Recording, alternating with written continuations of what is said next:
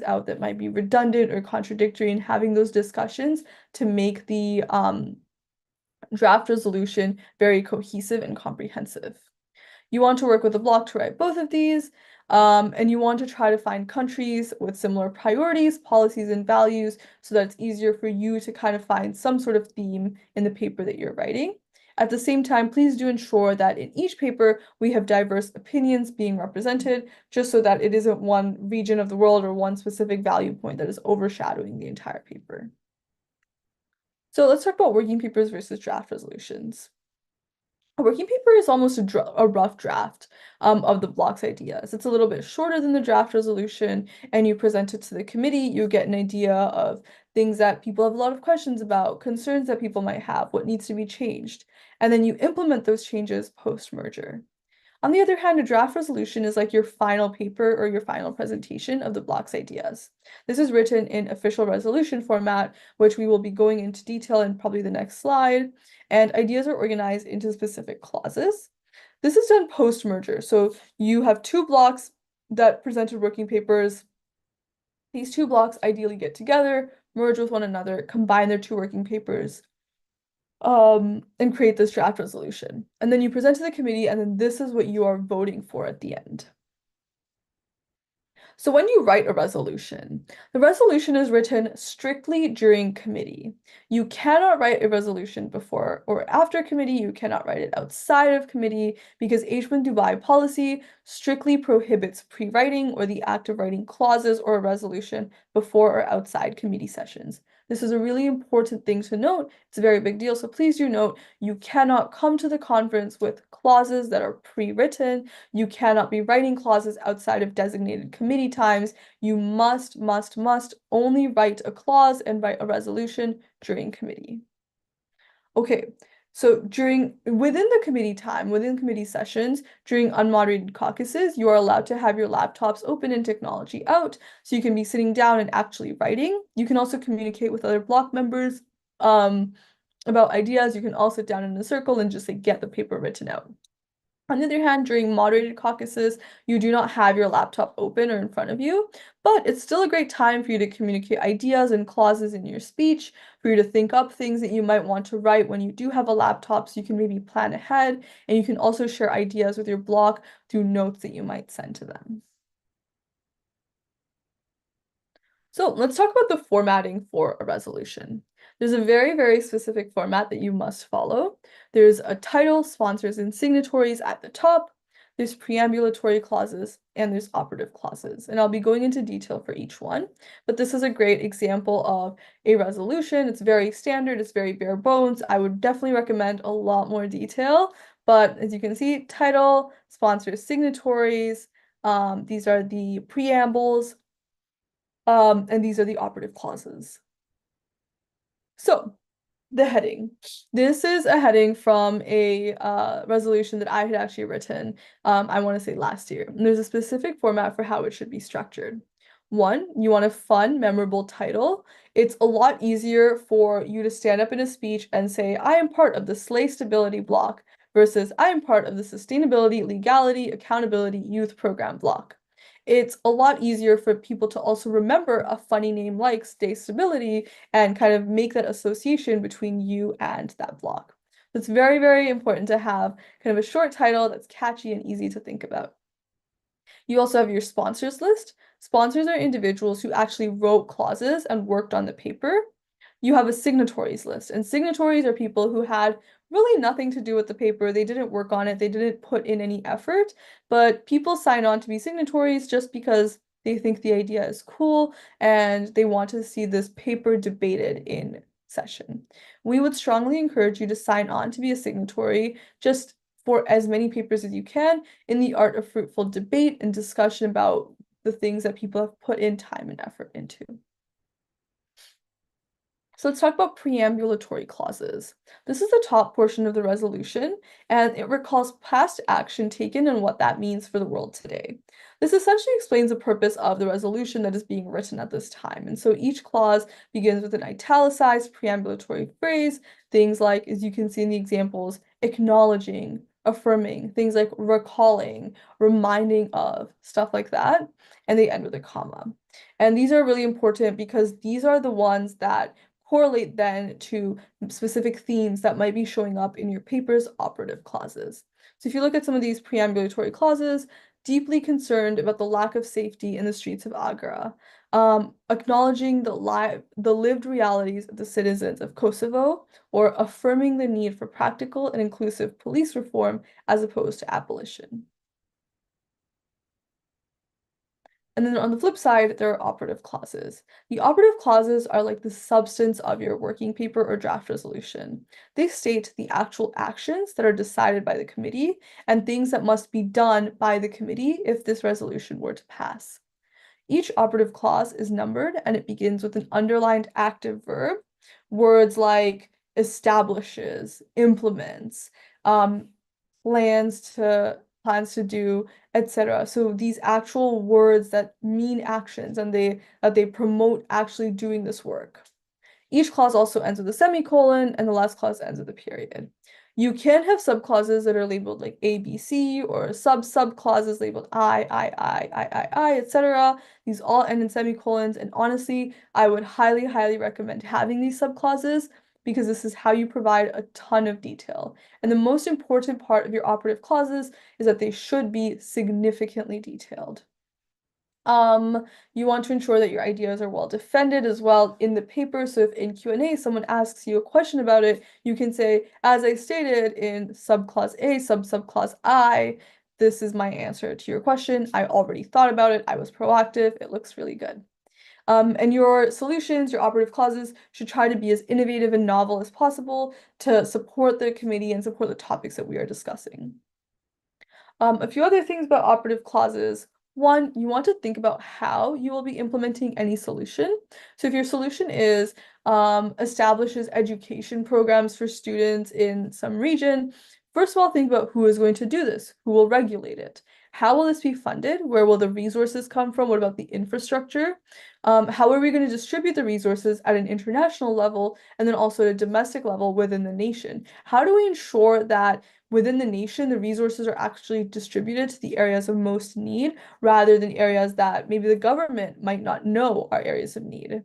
What if things go wrong? Who is going to be managing that and how will it be managed? What if there's corruption in a region? How are you going to ensure that you're still able to get help to the individuals who need it with corruption? What teams can you work with, like NGOs? Can you work with nonprofits to be able to support that? You can ask as many questions as you want, and then for every single question, think up an answer and write it in a subclause. This way, your draft resolution, every single clause in it, is very well structured, is very well formatted, and you've got every single piece of information you could possibly need. On top of this, just to discuss like common ideas that people might have in an operative clause, you can establish a peacekeeping measure, you can create a summit, you can develop an advisory committee, or you can implement like healthcare or education programs. There's so many things that you can do. In your paper, you want to write as many clauses as you can, just so that you stand out as a major contributor, and that's a really great way to earn a spot for authors panel. So I'm not going to read through this, but this is an example of a really good operative clause. As you can tell, it establishes this program, money, really easy to remember. It means something, but also just I can say in my speech, I developed clause money, which establishes a GDP pledge mechanism. It's a debt relief organization, and that's what it's going to be funding. It talks about, okay, one question, who's going to monitor it? Well, if you look at subclause A, that's who's going to monitor it, an oversight board that they are developing. How will this board work? There will be 9 representatives, each will serve 3-year terms, etc. Another question, how will the grants work? Who's going to take care of that? What are the criteria for that? What is the eligibility for that? Great, they've got all of that in B. There's an application system. In subclause 4, they've got sub-clauses talking about what the application system entails. You want to have as much detail as possible. Money will outline solutions regarding these, referring to another clause within the paper. Great, now your paper is even more comprehensive. This is an amazing clause to think about and look at. Okay. So now that you've got your heading, you've got your preambulatory clauses, and you've got your operative clauses, you're going to be combining all of those into a big document called your resolution. Your working paper and your resolution both look pretty much the same. They both have all of those components. It's just that, again, as I mentioned, one is a rough draft, one gets presented, you get feedback, you make those changes for your draft resolution, and then, of course, the latter is not like that. It's much more important. It's a final kind of presentation, final say. You want to be on authors panel for both of them, but you definitely want to be on authors panel for your draft resolution because that is the one where people will be asking questions and then you will be voting. So again, putting everything together, you want to combine all the components. You want to follow some sort of theme. You don't want clauses all over the place. You want to, what we usually try to do is have 3 to 4 themes that your resolution focuses on. Maybe your resolution is education, healthcare, humanitarian aid, and finance. And those 4 themes, now you should only have clauses that revolve around those 4 themes. And the reasoning for this is that it just allows the audience to see what work you've been doing, what your topic is focusing, or what your block is focusing on, and why your resolution stands out for these reasons, and they can see it very, very easily. You also want to ensure that diverse perspectives are represented. So if, for instance, you are a global North nation, you definitely do not just want to work with other global North nations for a resolution because you are entirely eradicating a group of individuals in a group of countries, the global South. So try your best to have multiple perspectives kind of shown in your paper and be prepared to defend any ideas that you might have had in your presentation and Q&A. Okay. So this is an example working paper / draft resolution. As I mentioned, they're both basically the same. You would have a title at the top. You would have sponsors, which are the individuals who wrote the document. You would have signatories, which are the delegates who did not write it, but they want to see it debated. And as I said, yeah, we would love to see you be a signatory on as many papers as possible. There's preambulatory clauses. One of these is like recognizing that the problem of news flow imbalance is that two-way information among countries of a region is either non-existent or insufficient. It kind of points out the problem so that, great, now we're going to be talking about a solution. And the solutions, operative clauses, this is a 3-level information interchange system that is established on the national, regional, and international levels to ameliorate the current problems of news flow imbalance operating as follows. Now, you might have asked yourself while you're writing this, how will it operate? This is how. Each region's member nations will report their national information and receive the information of other nations in the region from the regional level of this interchange system. And B, nations will decide the character of the news flow media best suited to the need of their sovereign territory, be this printed, audio, or audiovisual, whatever works best. What's really great about this operative clause, one, it kind of defines a very, very clear solution. I know exactly what kind of system they're creating. 2, they answer some questions. I think they could have gone into a lot more detail, but of course, this is a very shortened version just so that you get an idea of the format of resolution. One thing that is really nice, though, is that they allow the sovereign territory to decide the best form of media. And this is a great way to show that you understand that what you are writing here does not have any, you're not able to force any country to do anything, but doing this really allows the country to work well with the UN because they have their choices and they have their choices kind of kept. Okay.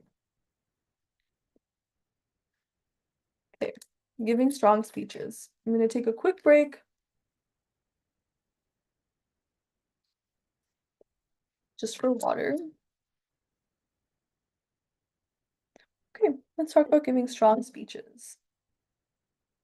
So a really, really important part of a General Assembly is giving a good speech. It, one, helps to convey the main solution themes of your paper and ideas. It sets you apart from others in both the delegates and the director's eyes. And a good persuasive speech can get other delegates on your side. This is especially important in GAs and ECOSOCs because these committees are really, really large. If you're in a committee of 200 people, you don't get to speak a lot of times. And when you do speak, you're up there in front of 199 other people. And so it's really important that you do a great job on every single speech that you get because you just don't get as many opportunities. And when you do, you want to show the chair how good of a speaker you are. So today I'm going to give you a few tips and tricks to be a great speaker, and you can hopefully practice these a little bit, watch yourself practice in the mirror, try to record yourself, see what you're like, and that way you are a lot more confident and prepared for H1 Dubai in less than a month now. Um, what's really useful about having a good speech and having those great speaking skills is it's very helpful for moderated caucuses because these are these formal, as I mentioned, formal debate. Often you are improving a speech, you might just be communicating ideas, introducing a solution, promoting a clause or paper, and just trying to make the committee move forward. And you want a good speech that is well backed, well researched, so that you're able to move committee forward. So let's talk about a quick formula for a speech. It's called hook, point, action. Really easy to remember. Hook is 1 to 2 sentence statements that grab the attention of the audience. Did you know something? Did you hear about this? Let me tell you a big fact. 87% of people, something like that, right? People are immediately looking at you if you give an impactful statement. Some people say a song lyric like Mariah Carey said, "All I want for Christmas." Anything like that, it's funny, it's a joke, might be very serious. You might give a fact that's very grave. You want people to look at you, essentially. Now that people are looking at you, let's talk about a point. So this is the substance of your speech. You want to state the main problem that you're solving. Of course, this topic and the committee is solving a lot of different problems. Talk about the problem you are going to be talking about in this speech. So be specific. Say that we obviously know that education is an issue. Let's talk about education for children in Latin America. Okay. Then what is currently being done? Maybe people are doing this, but that's not working. This is what I think we should do. We should open schools. Your proposition. You want to provide 1 to 2 specific novel ideas that move the committee forward because individuals are looking out for those novel ideas. They're able to hook onto those ideas and then use those ideas to help figure out what they want to do. And that way, if you brought up those ideas, they can come to you in an unmoderated caucus to ask questions, and that kind of brings you up in standing within the committee. At the very end, you also want to do a quick action. So a call to action, this is why we need to do this, delegates, or an even better idea, invite them to work with you. Ask them to send you a note. Say that if you're interested in this, send this delegation a note, because that way now you're in constant communication with the other person. Okay. I believe this is, yeah, we're close to the last slide now. Let me do a time check. Okay. Tips and tricks for great speech. So, a lot of these you might have heard multiple times before, but one, it's very, very important that your voice is varied. You want to vary your tone, your pitch, the inflection, so what words within a sentence you end up emphasizing, your speed, and your volume. Essentially, this keeps the audience engaged if you're kind of changing these around. Try your best to make them make sense. Don't just randomly like change your pitch or change your speed or randomly start talking really fast or very, very slow. Make it so that it actually emphasizes a point and it's easier for them to follow. So, for instance, I would slow down for very important points because that keeps the audience hooked. They're listening to you and they want to remember. And so when you're talking slowly, they're able to do that better. On the other hand, for emphasizing key ideas, I would speak louder because that is what people gets them to look up. That's what gets them to pay attention to that idea. Other than this, you also want to think about your body language. You want to portray confidence in the way that you're sitting, straight posture, maybe a relaxed facial expression or a slight smile. You want to balance your gestures, but also not do too many gestures, so also learn to keep your arms still at times. You essentially want to show that you're not nervous and you want to show that you are genuinely interested in what you're saying and what others are saying. And this is a great way to show passion about a topic and that you are an expert in the topic that you might be bringing up. A great tip is being prepared. So if you have your research done and if you have knowledge about the topic, at any time you will be able to come up with a speech on your own.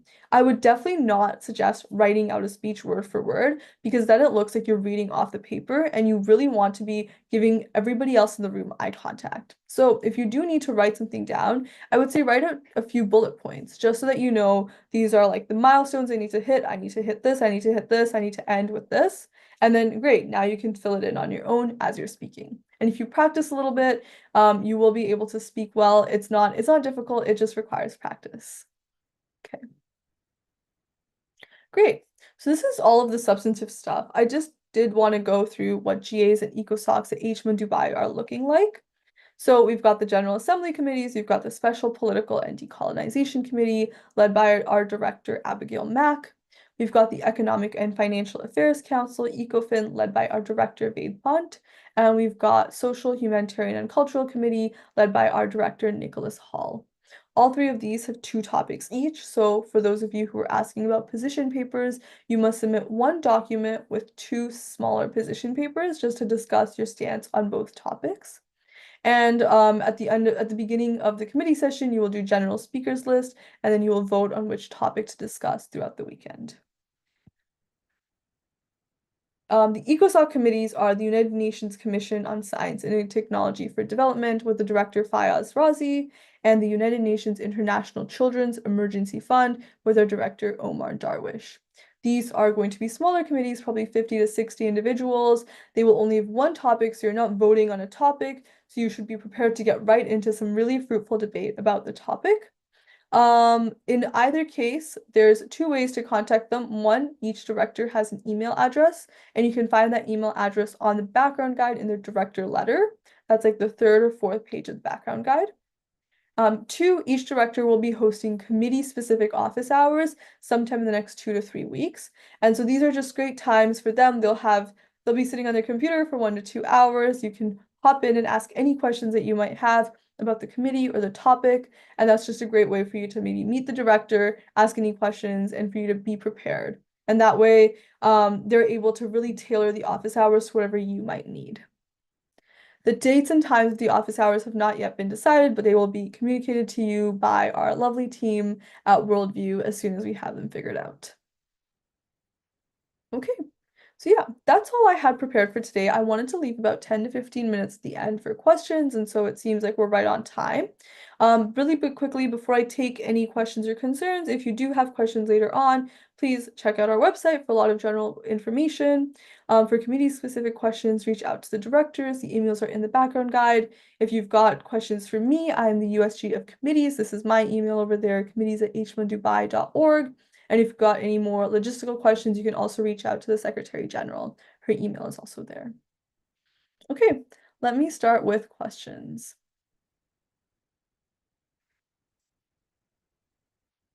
Um,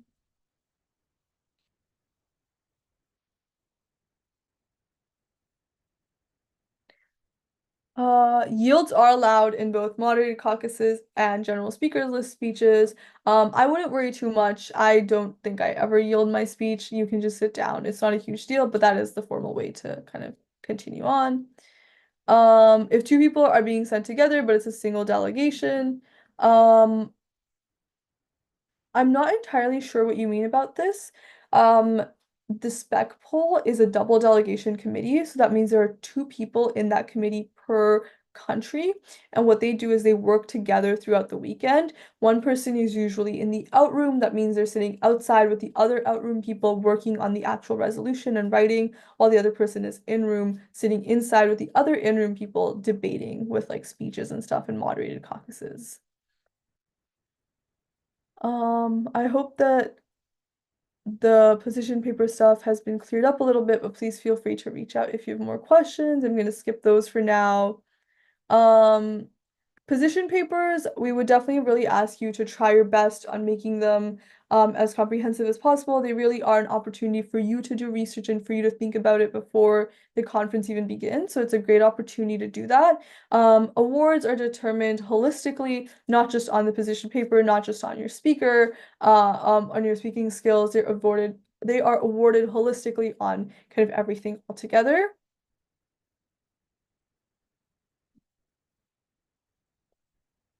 Opening speeches are delivered after the general speakers list because general speakers list is first deciding what topic to pick, and then after that you also have a secondary speakers list, in which case we would kind of talk about any subtopics you might have or any concerns that you might have within the topic.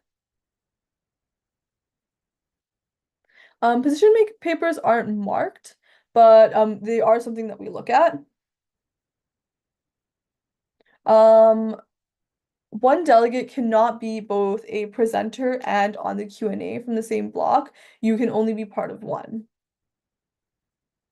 How will diplomacy be compared in unmoderated and moderated caucuses? That's a great question. So in moderated caucuses, it is formal debate. And so diplomacy means that you are paying attention to the speaker, you are not talking to those beside you while someone else is speaking. And then when it's your turn to speak, you're being respectful, you are standing there with poise and grace, and you're kind of giving your speech while still being respectful of the room. In unmoderated caucuses, it definitely is a little bit harder because everyone is just walking around talking like you normally would.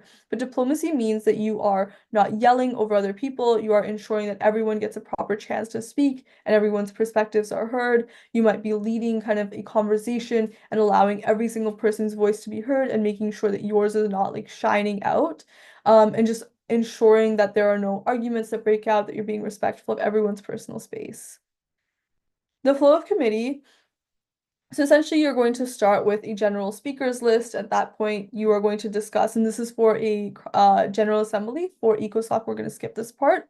General speakers list is where you say what topic you're interested in the committee voting for. After a few people talk, you're going to vote for a topic. Then there's secondary speakers list in which you give your opening speeches. And these are speeches like, I think this is very important within this topic, so we must focus on XYZ point. Then there's a number of moderated caucuses and unmoderated caucuses. And then throughout that, you're also writing your working papers and your draft resolutions. You can definitely bring notes to committee sessions. You can do as much research as you want, bring that with you. You just cannot write any clauses beforehand. Yeah, explain the difference between present and voting and present. In most cases, it does not matter whether you're present or present in voting. However, when it becomes time to vote on resolutions, that is when it does matter because those who are present are allowed to abstain. That means they don't vote yes or no, whereas those who are present and voting must vote either yes or no. They cannot abstain. How would we know if our committee is a crisis committee or a general assembly? The only crisis committee at H1 Dubai is the Indian Independence Movement. If you are not part of the Indian Independence Movement, you are part of a general assembly or an ECOSOC committee. Um, How do you pass amendments on a draft resolution? So I did not cover amendments today just because it is a bit of a complex topic and a lot of times directors end up not having time to do those anyways. But the way amendments are passed is that once a group or a block has presented their resolution and by the time you're about to vote, you may send up a note with an amendment you might have, or you may raise your hand to kind of propose an amendment. An amendment looks like we want to strike this clause, we want to change the wording of this clause, we want to add something to this clause, stuff like that. There's two types of amendments. There are friendly and unfriendly amendments. A friendly amendment means that all of the sponsors on the paper agree to this amendment, in which case it just happens and you move forward. An unfriendly amendment is even one sponsor might not agree, and then the entire committee has to vote. You need a 2/3 majority for that amendment to be passed. In the background guide, it said that a good position paper should be about 500 words. Since there are two topics, can we write approximately 1,000 words? Yes, you can. Um,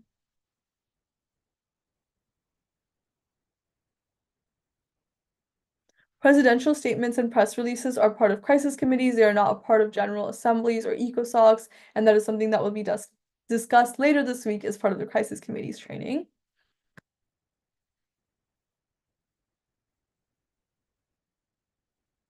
Um,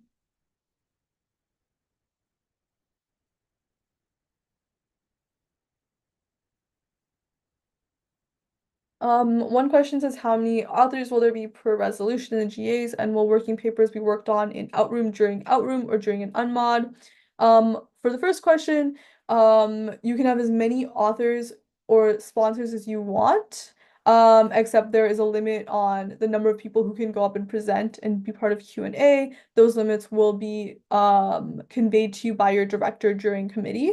That's not something that we have figured out yet. And then will the working paper we worked on in Outroom during Outroom or during an unmod? If you're part of spec poll, you are a double delegation. In that case, it will be worked on during Outroom because there will be one delegate who is Outroom consistently working on the paper. On the other hand, if you are in any of the other committees, it will be worked on during unmod. Um, in terms of the number of topics for your committee, if you go onto the website and to the committee that you have been designated to, you can see if there's one or two topics and it's just written on the website.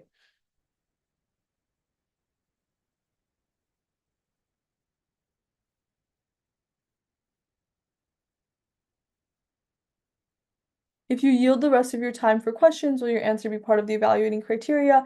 Yes. We evaluate holistically, which means that we don't give you marks on a specific thing and weight one thing over another. Essentially, we weight you as a delegate overall. And so every single time that we see you interact with other people, when we see you giving a speech, when you see you answering questions or presenting, you are technically being evaluated by your director.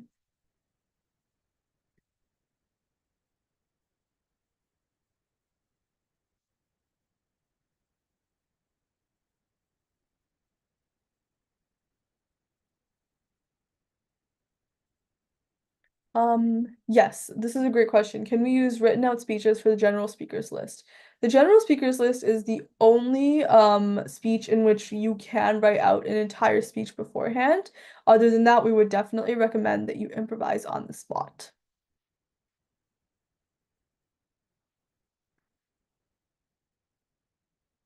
When delegates address other delegates in their speeches, do they have a right to reply? Yes, when delegates, yes and no. A right of reply is when a delegate insults a delegate as a person. So if they say something about the country or their actions within committee that country's actions within a committee, then they do not get right of reply. For instance, if I said that this delegate's country is not suited to speak about this because of like previous work that they might have done, that is not a right of reply kind of situation. On the other hand, if I said that this delegate should not get an opinion because I don't like their suit, then they would get a right of reply, essentially.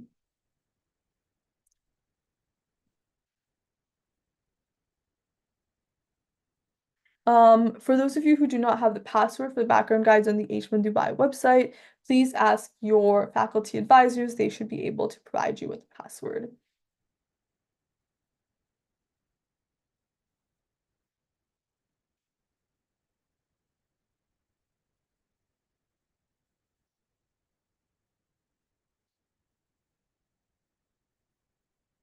The only double delegate committee we have at H1 Dubai 2025 is the spec pool. All others are single delegate. I'll answer two more questions and then I think we should be at time.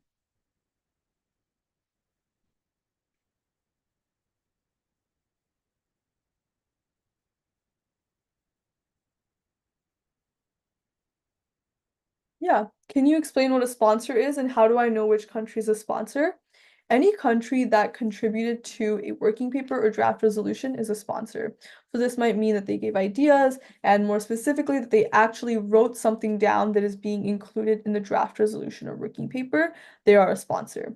In terms of authors panel, the authors panel is a group of the sponsors that were more pivotal and more central to the working paper. So that is individuals who maybe wrote a lot of clauses, who led the creation of the working paper, who came up with the ideas and the themes. So a lot of people can be sponsors if they wrote specific clauses that get added to the paper, but only a few people, the people who might have done the most for the paper, are on authors panel.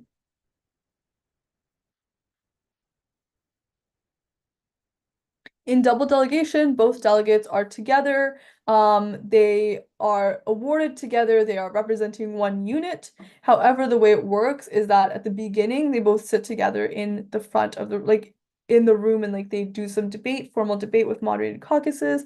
But after a while, one of the delegates will go outside and work with the other delegates outside to form blocks and write their papers, whereas the second delegate will stay inside and continue being part of that formal debate. I'll do one more question.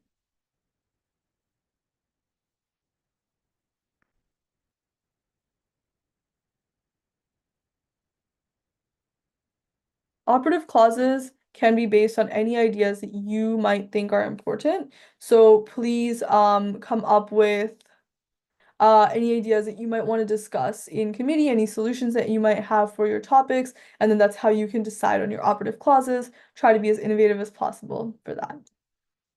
Awesome. You have our emails, you've got the website for more information if you require it. The directors will also be hosting office hours, and we will be sending out information about those office hours very soon. So you can also definitely feel free to join them to ask any questions.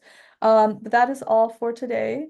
Thank you all very, very much for joining our webinar on GA and ECOSOC training, and we look forward to seeing you at HMUN Dubai.